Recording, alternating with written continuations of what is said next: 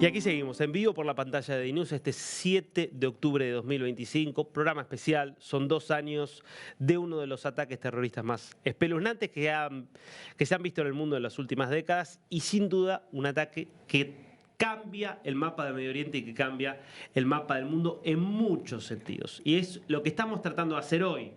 Contarte lo que está pasando, lo que puede pasar, pero también tratar de entender, y por eso traemos gente que nos ayuda a entender. Y Kevin Ari Levin claramente es alguien que nos va a ayudar. ¿Cómo estás, Kevin? ¿Qué tal, Darío? ¿Cómo estás? Bueno, un placer recibirte. Kevin es sociólogo, es especialista en Medio Oriente y es alguien que piensa, o trata de pensar, no, piensa. Trato. ¿Qué pasó el 7 de octubre de 2023? Y no te estoy pidiendo una crónica de los hechos, obviamente. ¿Qué pasó si vos tuvieras que decir transcurridos estos 2 años? Bueno, transcurridos estos 2 años, creo que tenemos que pensar el 7 de octubre como un antes y un después en la región y en muchos sentidos en el orden internacional. A partir de la masacre que cometió Hamás, que estábamos viendo ahí algunas imágenes, lo que vemos es que se abrió una guerra de múltiples frentes, con Israel como protagonista, que tuvo sus repercusiones muy importantes en países como Líbano, Siria, Yemen, Irán, y que también repercutió mucho más allá y que todavía estamos viendo las consecuencias. Fue de alguna forma el final de una etapa más bien cíclica del conflicto palestino-israelí, que era mucho más contenida y que hoy en día todavía no terminó, pero que de repente, después de 2 años y muchísima destrucción y sufrimiento como consecuencia de lo que pasó ese día y los días posteriores, ahora empezamos a ver tal vez atisbos de que este episodio podría estar por terminar, pero si miramos para atrás, todo lo que pasó estos últimos 2 años es muchísimo para 2 años y realmente está caracterizado por mucho sufrimiento humano, del cual, por cierto, ninguna de las partes tiene un monopolio. Acá lo que pasó el 7 de octubre y que sigue pasando, porque hay temas que siguen abiertos que tienen que ver con sufrimiento humano muy grave, como la cuestión de los secuestrados, que todavía hay 48.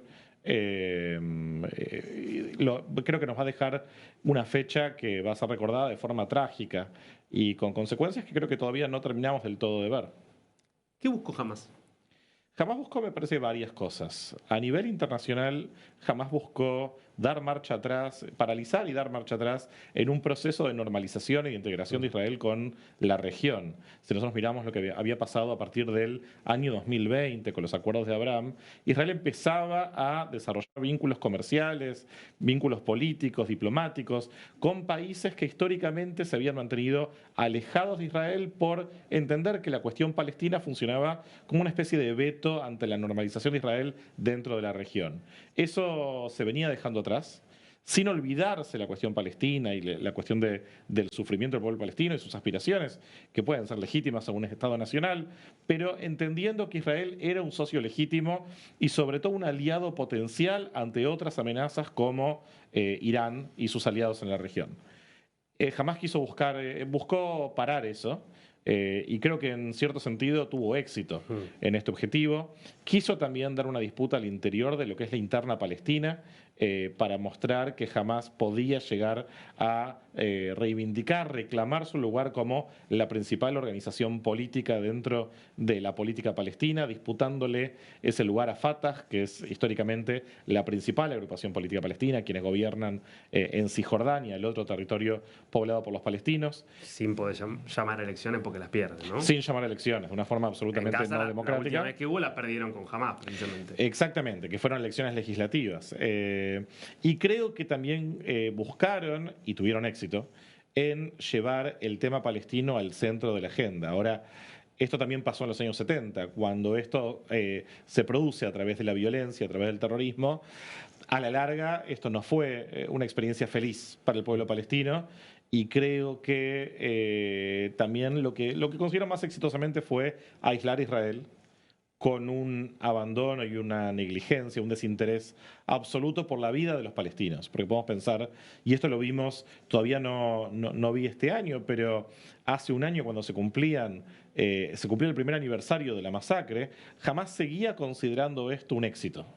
¿Y cuál era el éxito? Si mientras tanto sabíamos de miles y miles de muertos palestinos y creciente destrucción de la infraestructura en Gaza, dificultades para la población, bueno, que ellos habían conseguido que todo esto se convierta en una impugnación para Israel, que Israel quede más aislado que nunca a nivel internacional, ni hablar ahora un año después. Y esto dejando de lado está mucho más importante que cómo la vida de los palestinos objetivamente se deterioraron estos últimos 2 años. Si vos mirás lo que buscaba Hamás en términos de aislamiento de Israel en dos planos, Medio Oriente y nivel internacional, ¿no te parece que tuvieron mucho más éxito a nivel internacional y puntualmente en Occidente, donde vos tenés un montón de países que no reconocían y no estaban cerca de reconocer a Palestina como Estado y han avanzado en esa dirección, entre ellos países de la importancia de Francia, que entre otras cosas es el país con la comunidad judía más grande de Europa? El hecho de que hay sanciones concretas contra Israel, sanciones que se discuten en algunos países de cortar completamente los vínculos militares, en algunos casos ya ha habido avances en ese sentido, la Corte Penal Internacional respecto del pedido de captura de Netanyahu, el aumento del antisemitismo en todo el mundo occidental, que estoy sin duda para Hamás eso es un éxito. Y del otro lado, en Medio Oriente sin duda se congeló ese proceso que vos planteabas, pero tampoco dio marcha atrás. Digo, ningún país de los que reconoció a Israel rompió relaciones con Israel después de eso. ¿Hay algo ahí paradójico de que a algún punto hayan tenido más éxito en Occidente que entre los propios musulmanes? Sí, yo creo que hay una paradoja interesante y creo que también muestra un muy exitoso uso de lenguajes diferenciados para dos públicos diferentes. Para Occidente jamás pudo presentarse como una organización anticolonial, de resistencia, e incluso en los últimos meses pudo posicionar muy fuertemente el concepto de lo que se está librando ahora no es una guerra, sino un genocidio. Cuando hay un genocidio no hay dos partes, hay una parte y están las víctimas. En la prensa árabe no se habla de genocidio. Existe la palabra genocidio en árabe, sin embargo siempre lo vas a encontrar esto como una guerra, porque indicar que esto es un genocidio implicaría un reconocimiento de debilidad que puede funcionar muy bien ante el público occidental, pero que no va a funcionar bien ante el mundo árabe, que lo van a ver esto como un problema generado por Hamás. Entonces, creo que acá hay algo interesante y es interesante también el switch que pasó entre un discurso basado en la resistencia y la lucha que vimos el 7 de octubre y los primeros días después de que empezó esta tragedia humana y que después empezó a convertirse cada vez más en un discurso basado en lo humanitario, en la idea de que hay una población en defensa y que esto lo digo sin negar que existe muchísimo sufrimiento humano del lado palestino, pero digo, esta maniobra muy eficiente que pudo realizar Hamás en realidad borra las responsabilidades atrás de todo lo que pasó. Y convierte el sufrimiento humano en un arma más para acusar a Israel. Entonces, estoy de acuerdo con vos y de hecho una de las condiciones de posibilidad de este borrador de acuerdo que está discutiendo ahora en Egipto es justamente que parte del mundo árabe le soltó la mano a Hamás en los últimos meses y esto se da cuando parecería que los planteos de Hamás justamente vienen a ser adoptados por gobiernos occidentales. Es significativo que hay una Asamblea General de las Naciones Unidas donde el tema es el reconocimiento del Estado palestino, que es sin duda un triunfo para Hamás, porque Hamás, la verdad que los líderes lo han dicho, y con razón. Están planteando, están reconociendo el Estado, que hay un Estado palestino porque nosotros hicimos el 7 de octubre, porque si no, no lo harían. Y la verdad es que en ese punto tienen razón, objetivamente la tienen. Digo, ahora, en ese mismo contexto, se reunieron todos los países árabes al lado de Trump y dijeron, vamos con esto, que en definitiva es un borrador que dice jamás se tiene que ir de Gaza y no puede tener ninguna participación en Gaza. Ahora, yendo ahí, ¿ves a Hamás aceptando de verdad? Ahora dice que acepta, Pedro, en definitiva lo que dice es me siento a negociar. ¿Aceptando de verdad? Sí, la respuesta de Hamás hasta ahora ha sido un gran sí, pero.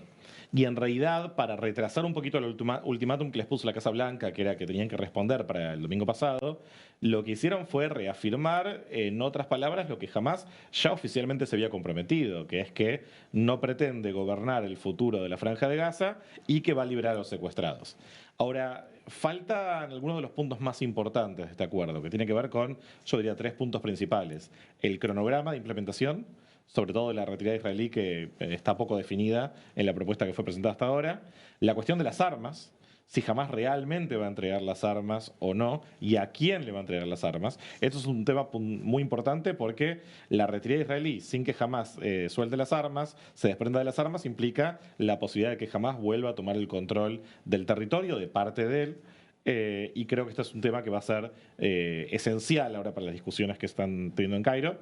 Y la otra es la liberación de los prisioneros. El programa prevé casi la liberación de 2.000 prisioneros palestinos, de los cuales 250 tienen cadena perpetua, algunos de ellos son preocupaciones de seguridad profundas para Israel, y no queda claro quién va a poder definir esa lista, quién va a tener capacidad de veto, quién va a poder decir estos son los límites de la lista, estas personas van a ser incluidas, y hacia dónde van a ser liberados, y también el cronograma de esas liberaciones. Entonces yo diría que estos 3 puntos, armas, cronograma y prisioneros, son los temas más importantes que tienen que ser definidos, que no son menores. Creo que Israel va a buscar la mayor cantidad de garantías posibles de que por la letra chica de este acuerdo jamás no vea ninguna posibilidad de volver, o como jamás, o con otro nombre.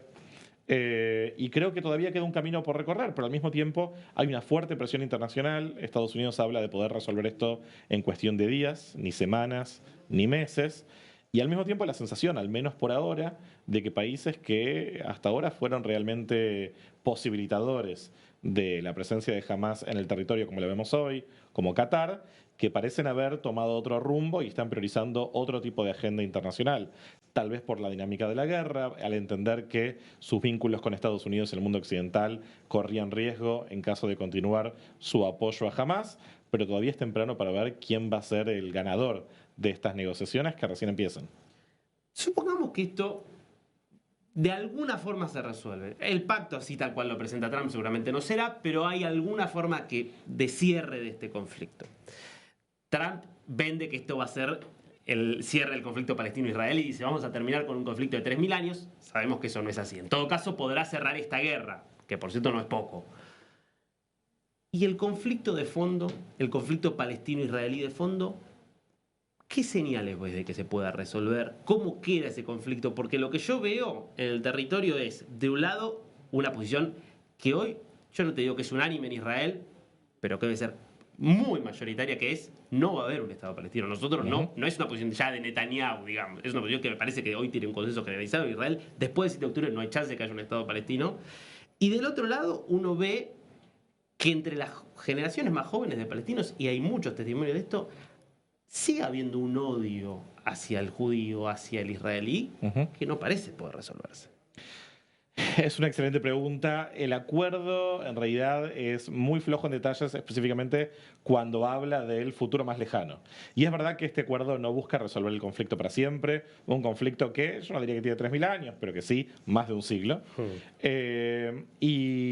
Es interesante también ver las omisiones que hay de este acuerdo. Por ejemplo, no menciona nada sobre lo que va a pasar en Cisjordania, el otro territorio que hoy en día está una tercera parte bajo el control de la Autoridad Nacional Palestina y que teóricamente esa es la entidad que va a retomar el control de Gaza una vez que haya reformas, que se supone que son reformas democratizantes.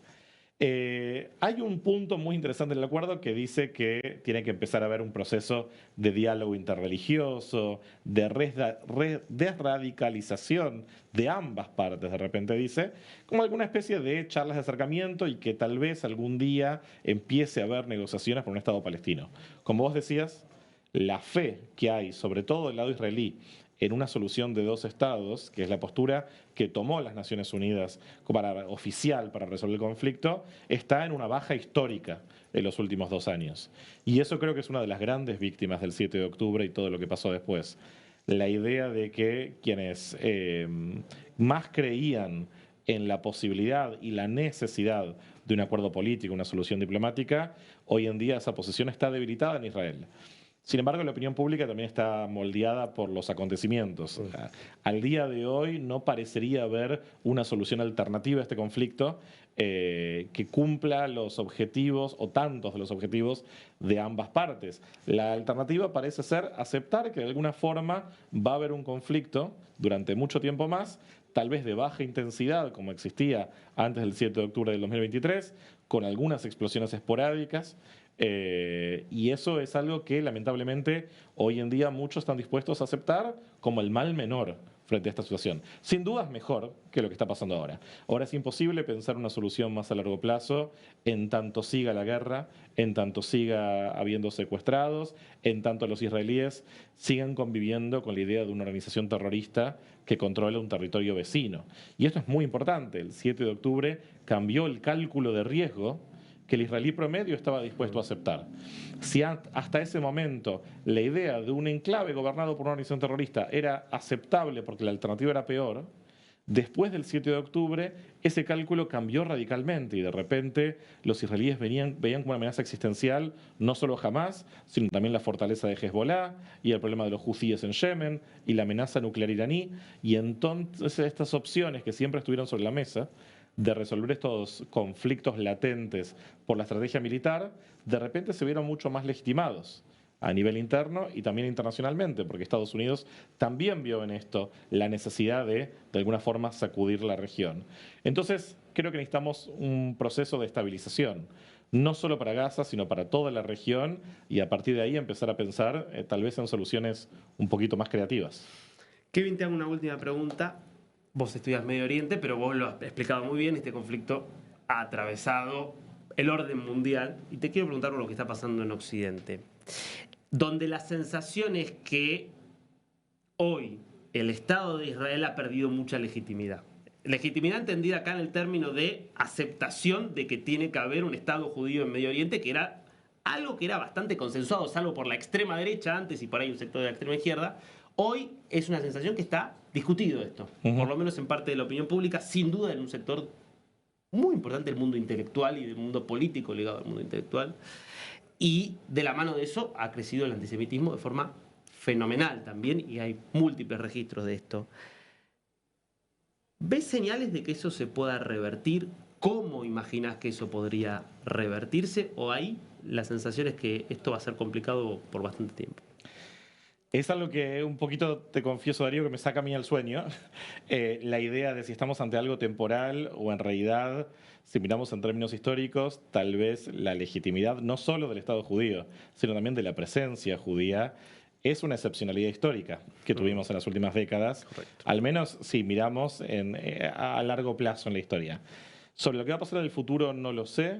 Creo que es importante tener en cuenta que la deslegitimación de Israel está íntimamente ligada con la deslegitimación de los judíos en el mundo y estamos empezando a ver las consecuencias de esto en términos físicos, en términos de violencia. Lo que pasó en Manchester hace pocos días es un síntoma de eso. Y creo, me atrevería a decir que en Argentina tenemos una especie de oasis en el mundo en relación a lo libre y abierta que puede ser la presencia de los judíos en la vida pública. Que empiezan a aparecer luces de alarma, ¿no? Sí, mucho peor que lo que era hace algunos años, pero así todo, si miramos incluso países vecinos, no te digo Chile, donde esto es un problema histórico, miramos Uruguay, por ejemplo, donde la situación es mucho peor que lo que tenemos en Argentina. Lo que va a pasar no lo sé, pero creo que esto también pone de relieve la importancia de combatir discursos de odio. Mucho de esto prolifera en Internet, donde están empezando a aparecer comunidades cada vez más extremistas con respecto a lo judío. Se legitimaron muchas teorías conspirativas que ya salieron de la marginalidad y se convirtieron en parte de la discusión mainstream. Y en tanto esto no se ataque, normalmente lo que empieza con los judíos nunca termina con los judíos. Y creo que estamos viendo un síntoma de un problema social que encuentra el antisemitismo uno de los primeros síntomas y que de alguna forma vamos a tener que atajar antes de que esto se vuelva en algo todavía más trágico. Kevin, un placer. Muchísimas gracias. Gracias a vos. Ya volvemos.